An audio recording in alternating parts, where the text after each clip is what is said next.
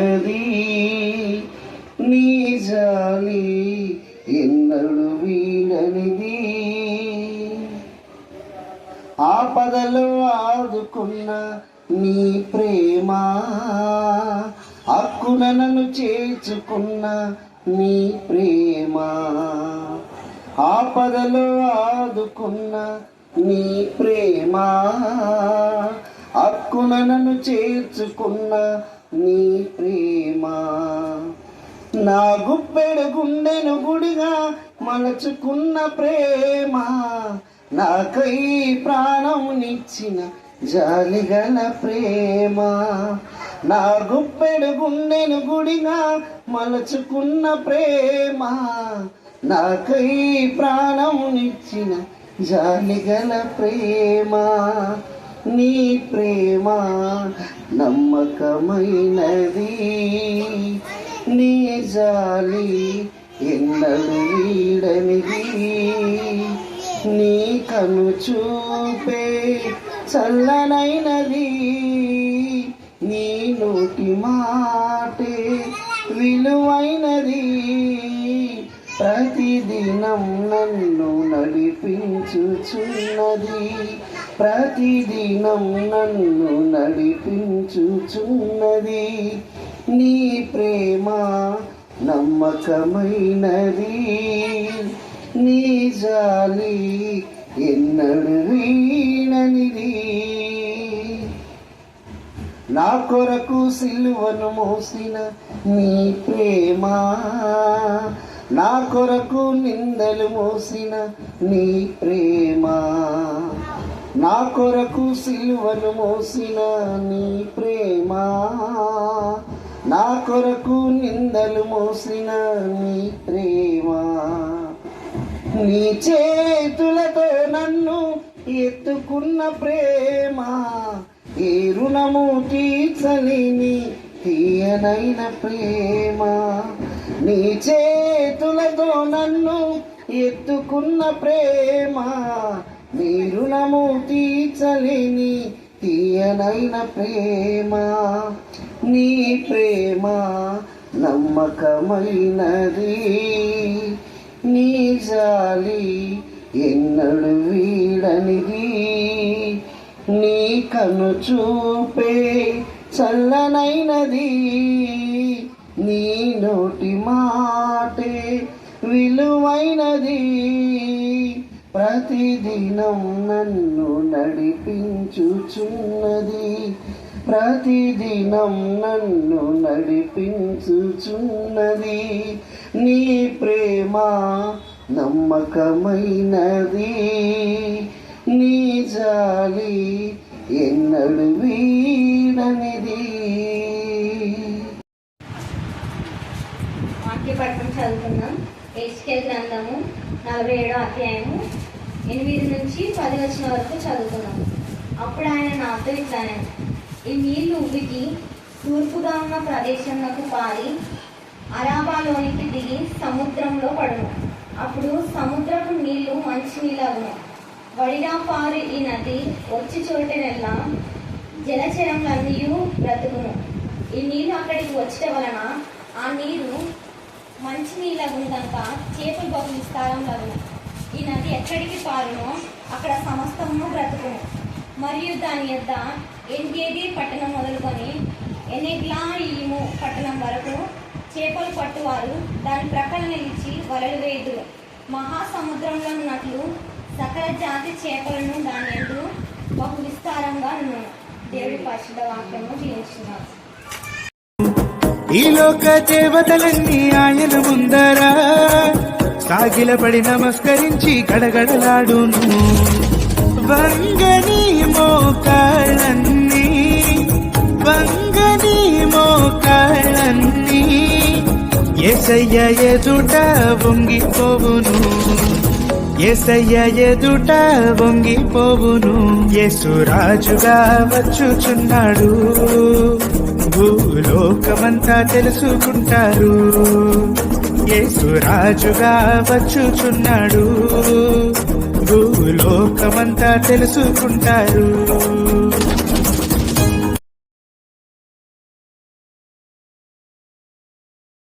వందనాలు స్తుతులు చెల్లించుకుంటున్నాం.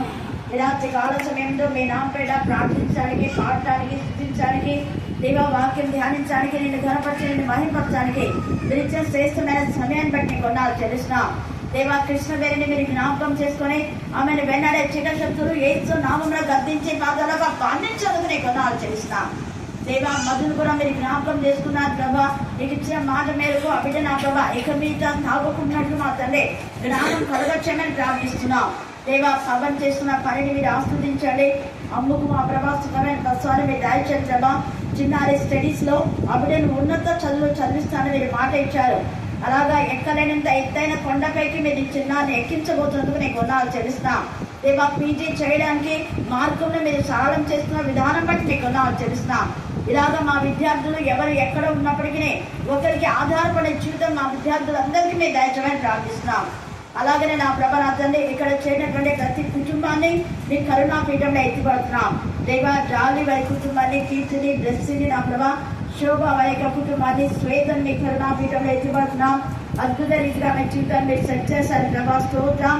దేవా కరుణా పీఠంలో మీరు ఇచ్చిన ప్రతి మాటను మీరు నెరవేరుస్తున్న విధానం బట్టి మీకు వందనాలు చెల్లిస్తున్నాం. దేవా మీరు చేసిన అనేక అద్భుత కార్యాలు, ఆశ్చర్య కార్యాలు, వింత కార్యాలు, గొప్ప కార్యాలు, సూచక క్రియలు బట్టి మీకు వందనాలు చెల్లిస్తున్నాం. అలాగనే కుమార్ నాథ నా ప్రభా చక్కగా పాడి నేను కనపరిచిన విధానం బట్టి మీకు వందనాలు చెల్లిస్తున్నాం. దేవా నా తన భార్యను పిల్లలు తల్లి వారి యొక్క తల్లిని మీరు దీవించండి. విధవారి పక్షంగా మీరు రాజ్యమనండి. ఆ కుటుంబంలో ఉన్న ప్రతి అంధకార చేసుకుని కూడా ఏ స్థలంలో గద్దించి మా తరగా బంధించమని ప్రార్థిస్తున్నాం. దాని వాళ్ళ ప్రతి అక్కడ ఔషధ ఏసు కురిస్తున్న సత్యం ఏంటంటే ప్రపంచంలో జరగనటువంటి అద్భుతము ఇక్కడ జరుగుతూ ఉంది. ఏమేంటో చెప్పండి. ప్రపంచంలో జరగని అద్భుతం ఇప్పుడు చదివిన లేఖన భాగంలో ఉంది. ఏంటది ఎవరైనా చెప్తారా? చెప్పండి. సరే, సముద్రపు నీళ్లు మంచి నీళ్ళు అవుతా. సముద్రపు నీళ్లను మంచి నీళ్ళుగా చేయాలంటే చాలా ప్రాసెస్ ఉంది. కొన్ని ప్రాంతంలో ఆ సముద్రం నీళ్లు మంచినీళ్ళు చేయడానికి ఎన్ని విధాలుగా కష్టపడుతూ ఉంటారు. ఎందుకంటే సముద్రం నీరు ఎంత మంచిగా చేయాలనుకున్నా కూడా అదంతా ఉప్పు నీళ్ళే. ఈ సముద్రం నీళ్లు కేవలము దేనికి పనికొస్తాయంటే ఆ యొక్క లవణము తయారు చేయడానికి, అంటే ఉప్పు తయారు చేయడానికి. తర్వాత సముద్ర గర్భంలో చాలా విధాలైనటువంటి విలువైనటువంటి మరి ఆ యొక్క వజ్రాలు కానివ్వండి, మాంగనీస్, డయాక్సైడ్, ఇవన్నీ కూడా చాలా చాలా విలువైన వస్తువులు, లోహాలు ఆ సముద్రం లోపల భాగంలో ఉంటాయి. ఈ యొక్క సముద్రము చేపలకు మాత్రమే అనువైన ప్రదేశం, అనువైనటువంటి విధానంలో ఉంటాయి. చేపలు నివసించడానికి తిమింగలాలు, చేపలు ఆ యొక్క జలచరములకు సంబంధించిన విధానంలో సముద్రం ఉపయోగకరంగా ఉంటుంది. ఇక సముద్రము ఓడరేపు మార్గం గుండా వ్యాపారానికి ఉపయోగకరంగా ఉంటుంది. బట్ ఆ నీరు మాత్రము తాగడానికి రాదు. తర్వాత అక్కడ చెట్లు ఏమీ కూడా అసలు ఫలించవు, చెట్లు ఏమి కూడా పెరగవు. కానీ ఇక్కడ అద్భుతం ఇంకొకటి ఏంటంటే అనేక నదుల నీళ్ళన్నీ కలిసి ఎక్కడికి చేస్తాయి? సముద్రం. అందరు గట్టి ఇవ్వండి. సముద్రం. ఇంకా గట్టిగా. సముద్రంలో. అప్పుడు నది నీళ్ళన్నీ మంచి నీళ్ళే కదా, నది నీళ్ళు. మరి నది నీళ్ళన్నీ సముద్రంలో చేరినప్పుడు సముద్రం నీళ్ళు మంచినీళ్ళు కావాలి యాక్చువల్గా, కానీ కావు. మంచి నీళ్ళు సముద్రంలో కన్నా ఉప్పు నీరే అవుతాయి. ప్రపంచంలో జరిగేది. ఇక్కడ పరిశుద్ధాత్మదేమో ఏమంటున్నా అంటే సముద్రపు నీళ్ళు చాలా నదులన్నీ కలిస్తే సముద్రం అవుతుంది. కానీ ఇక్కడ ఒక నది ఉంది. ఆ నది ఎక్కడి నుంచి వచ్చిందంటే దేవుని యొక్క మందిరపు గుమ్మముల నుంచి వస్తుంది. 47 చదవండి, మనకు టైం లేదు కాబట్టి చాలా క్లుప్త వివరణ. ఈ అధ్యాయంలో దాదాపు 10 అంశాలుగా మనం ధ్యానం చేసుకోవచ్చు. 10 మెసేజ్లు ఉన్నాయి ఇక్కడ. నీకు ఒక్క మెసేజ్ మాత్రమే నేను మీద మాట్లాడుతున్నా. సముద్రపు నీరు మంచి నీరు అవుతుందంట నది నీరు పడినప్పుడు. ఇక్కడ నిజంగా మనం ఎవరైనా చెప్పినా కూడా ఎవరు నమ్మరు. అంత సముద్రం నీళ్ళు ఒక్క నది నీరు కాబడితే ఎలాగవుతుంది అని. కానీ ఇక్కడ దేవుడు చెప్తున్నాడు, ఈ యొక్క దేవుని యొక్క సన్నిధిలో నుంచి మందిరపు గుమ్మముల నుంచి ఆ నీళ్లు వస్తూ ఉంది. మీరు తర్వాత చదువుకోండి. ఆ నీళ్లు పారుతూ ఉన్నప్పుడు ఇక్కడ యెహెజ్కేలుకు దర్శన రూపకంగా పరిశుద్ధాత్మదేవుడు చూపిస్తూ ఆ నీళ్లు ఈ యొక్క తూర్పు ముఖంగా, తర్వాత ఉత్తర ముఖంగా అవి వెళ్ళిపోతున్నాయి. మొదటినేమో అవి చీల మండల లోతు వచ్చినాయి. మళ్ళీ తర్వాత వాటిని కొలుస్తూ అవి ఇంకా పెరుగుతూ మోకాల లోతు వచ్చినాయి, తర్వాత మొల లోతు వచ్చినాయి, ఆ తర్వాత ఈయన కలిగినంత నది అయిపోయిందంట. హల్లెలూయా హల్లెలూయా హల్లెలూయా హల్లెలూయా. ఈ అర్థం ఏంటంటే ఈయన కలిగినంత అనే మాటలో ఈయన కలిగినప్పుడు ఒక ప్రదేశం నుంచి ఇంకొక ప్రదేశానికి వెళ్ళిపోవచ్చు ఎవరైనా కదా. మామూలుగా కొంచెం నీరుంటే ఇక చెంబు నీళ్ళతోనే కాళ్ళను కడుకుంటాం, బకెట్ నీళ్ళతోనే స్నానం చేస్తాం, ఇంకా 5-6 బకెట్లు అయితే వస్త్రాలు గుర్తుకోవడం ఏదో దానికి యూజ్ చేస్తాం.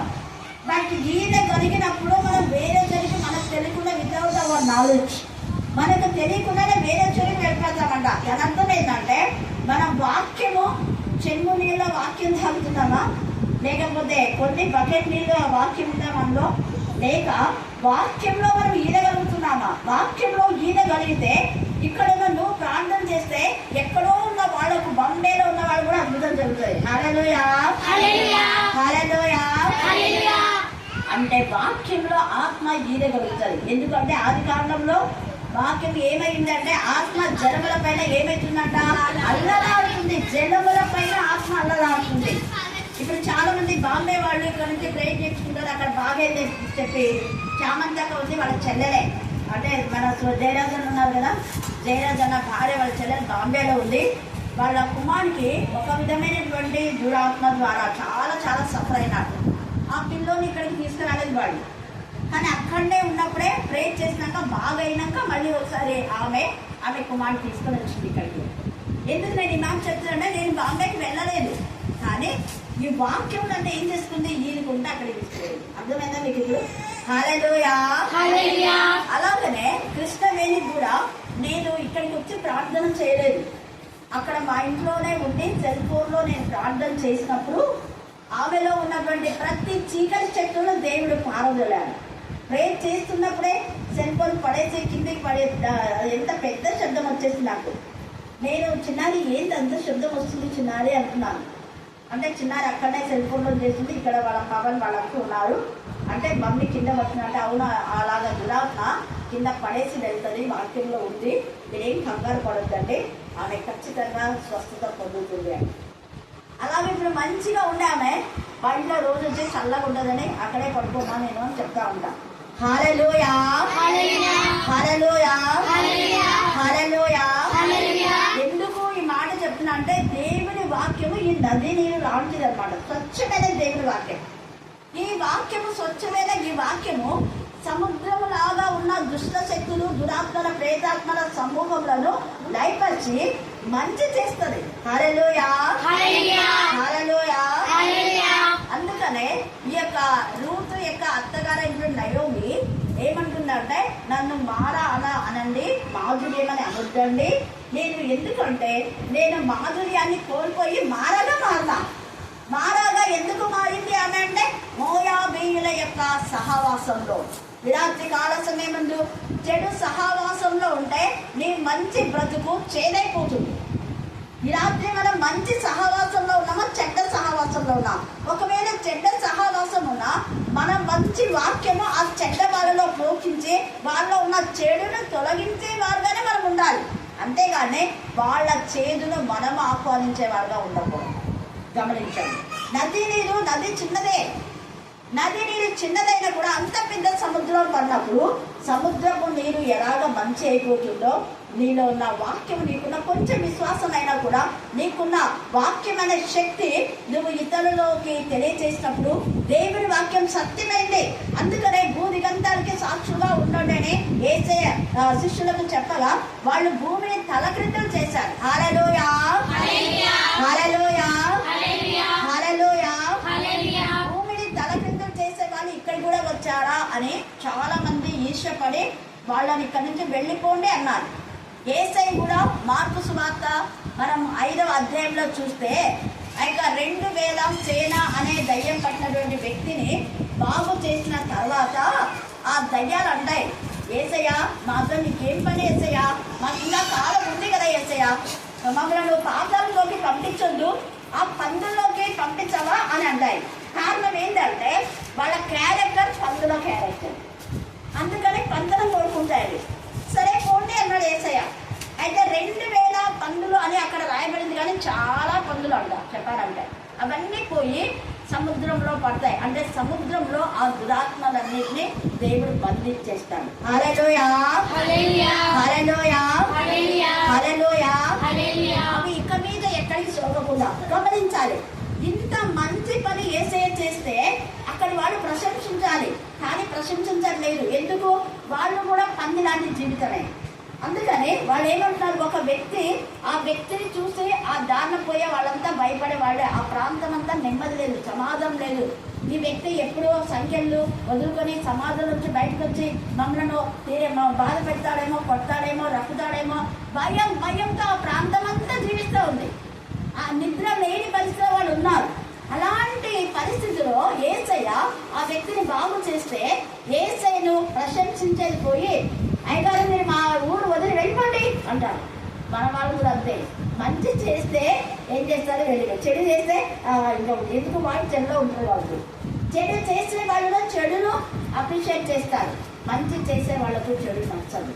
హల్లెలూయా హల్లెలూయా హల్లెలూయా హల్లెలూయా. మన జీవితంలో కూడా ఇలాంటివి జరిగితే కూడా మనం దేవుని పైన ఆధారపడితే దేవుడు ఖచ్చితంగా మన పక్షంగా ఉంటాడు. ఆ తర్వాత వాళ్ళందరూ బుద్ధి తెచ్చుకుంటారు. ఆ మారినటువంటి వ్యక్తి కూడా నేను నీతో పాటు సేవకు వస్తాను యేసయ్య అంటే యేసయ్య అంగీకరించాడు. ఎందుకు అంటే వాళ్ళ లైఫ్ ఇంకా మారలేదు అని యేసయ్యకి తెలుసు. తర్వాత ముందు నీ ఇంటిని బాగు చేసుకుంటాడు. మనం వాక్యం చెప్పినా, ప్రార్థన చేసినా, ఏది చేసినా ముందు మన ఇంట్లో వాళ్ళకు రక్షణ ఉందా లేదని చూసుకోవాలి. నేను అదే మన సంఘ పెద్దలతో కూడా చెప్పాను.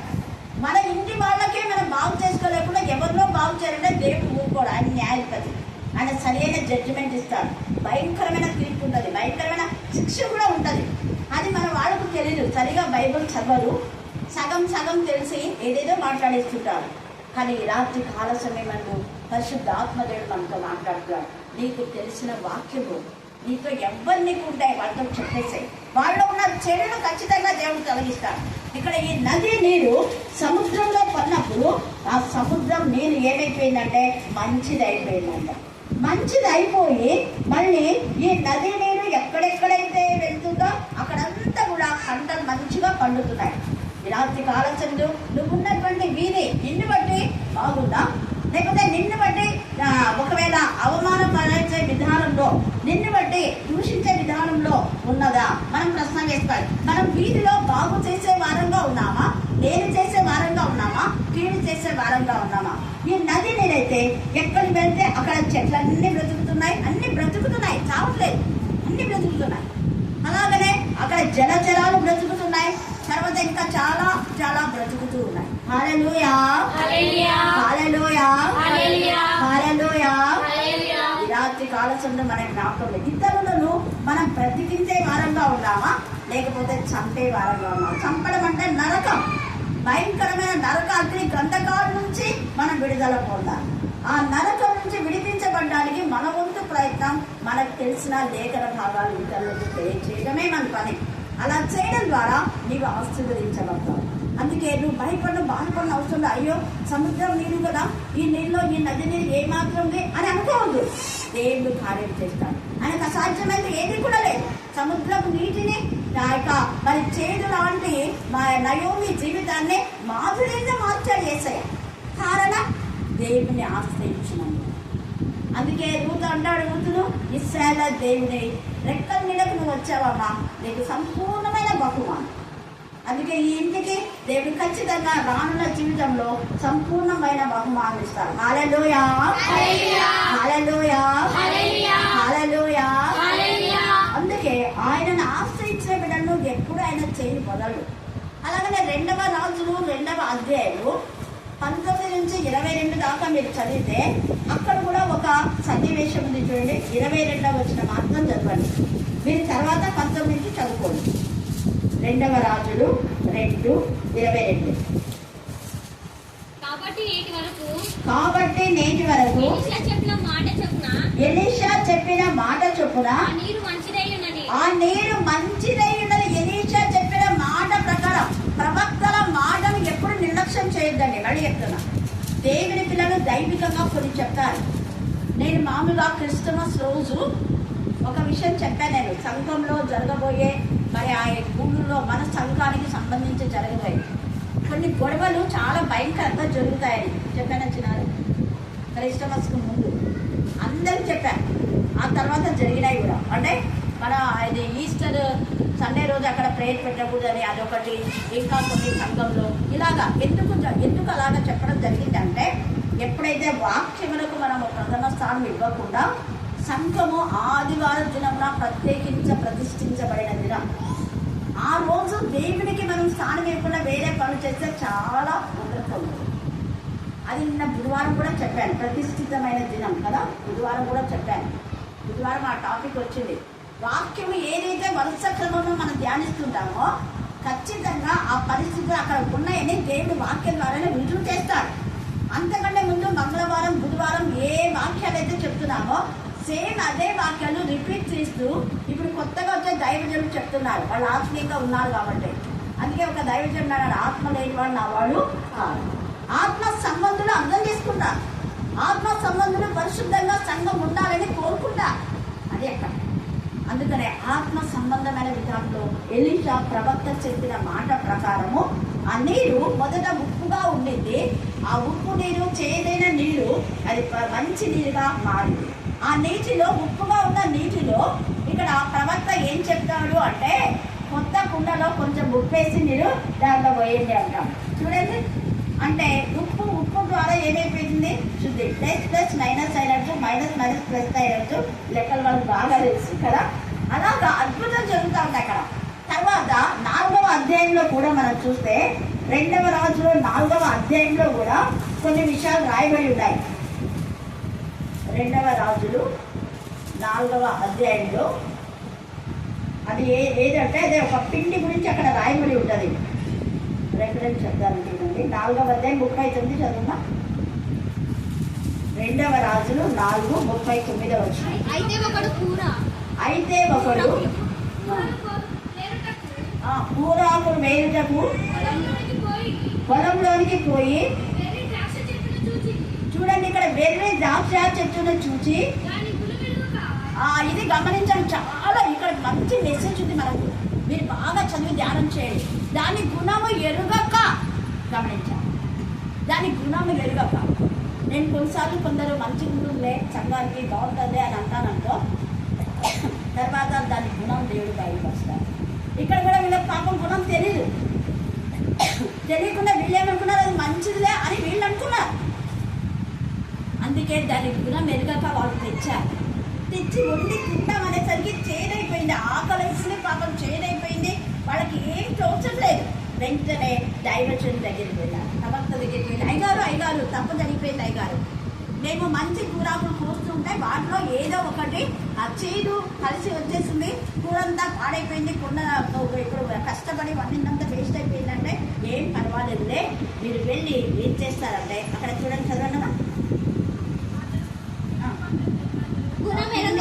పిండి కొంత తెమ్మని, గమనించాలి.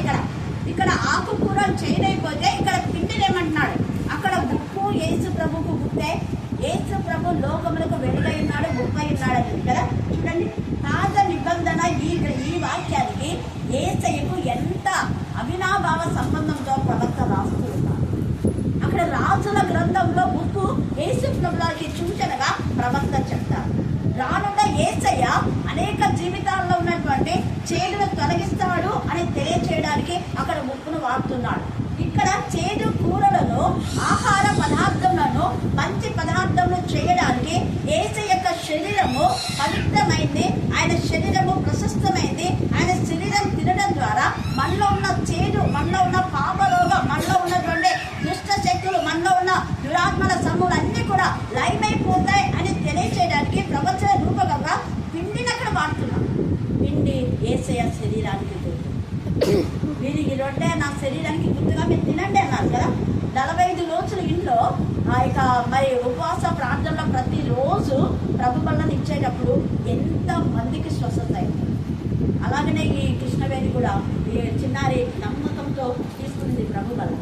ఇంకా సలోమి దెబోరా రక్తం నిశ్చయంలో నెల లోపల ఆమెకు రక్తం పెరగడమే కాకుండా ఆ గర్భంలో ఉన్న బేబీ కూడా 1 కేజీ పెరిగింది 1 నెలలో. హల్లెలూయా, హల్లెలూయా, హల్లెలూయా, హల్లెలూయా.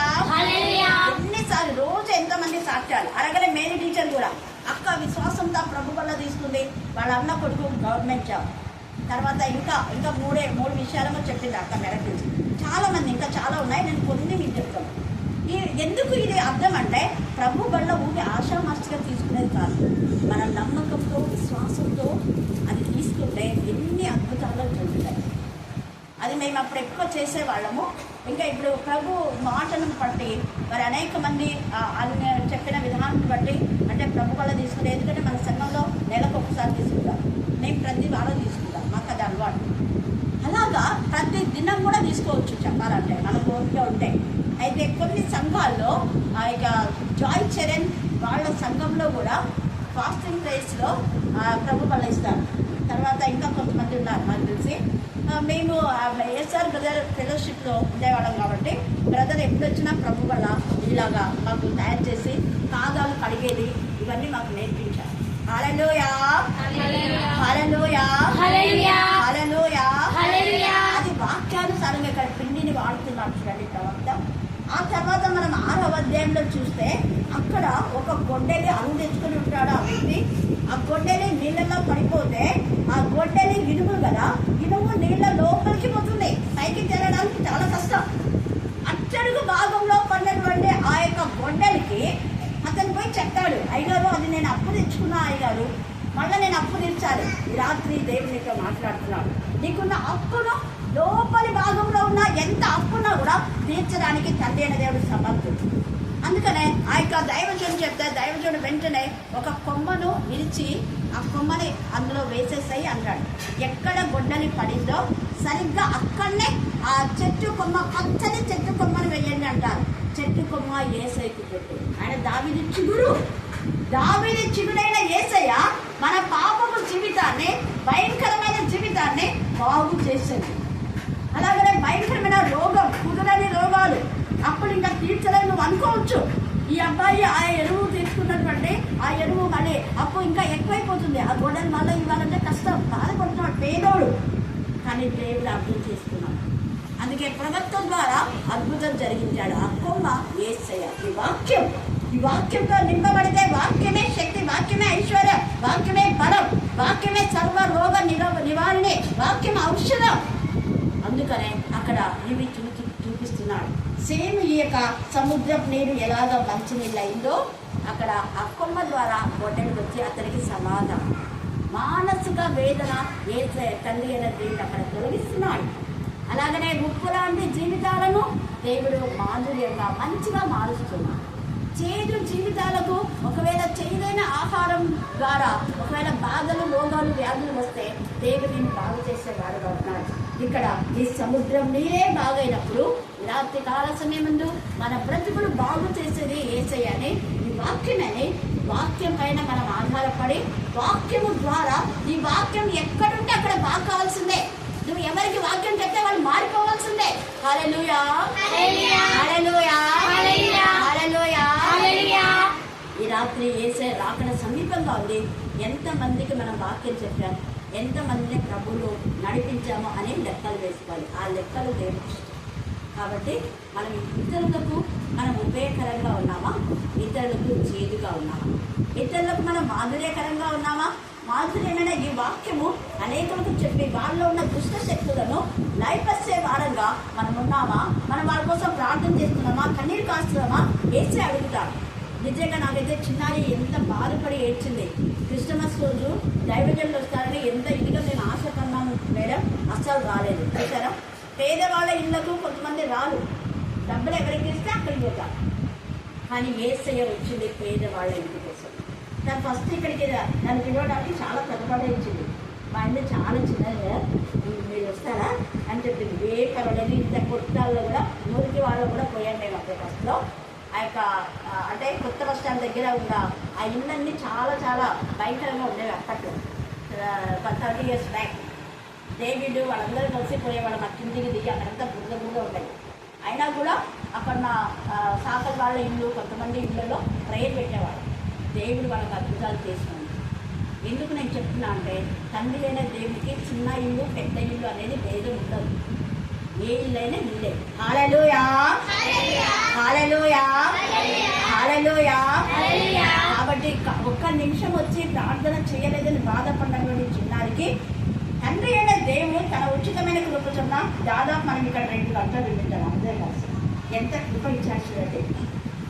ఆమె కేవలము రాలేదని మాత్రమే బాధపడేది, కానీ దేవుడు ఎంతమందిని చేర్చి ఇంతమందికి వాక్యం వినిపించే కృపను దేవుడు ఇచ్చాడు. ఎందుకు నేను ఈ మాట చెప్తున్నా అంటే, ఏ విషయంలో మీరు బాధపడుతుంది, ఒకటి ఏదైనా మనకు బాధ కలిగించిందంటే అంతకంటే ఎక్కువ సంతోషం ప్రోత్సహిస్తాడు దేవుడు.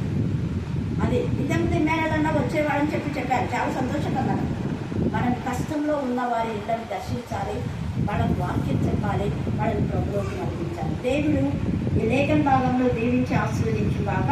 ఆమేన్, ఆమేన్, ఆమేన్. చివరి ప్రార్థన. నీకు అనేకమైన వందనములు, స్తుతులు, స్తోత్రం, మీకే స్తోత్రం, మీకే స్తోత్రం, మీకే స్తోత్రం, మీకే స్తోత్రం, మీకే స్తోత్రం, మీకే స్తోత్రం, మీకే స్తోత్రం, మీకే స్తోత్రం, మీకే స్తోత్రం నాయన.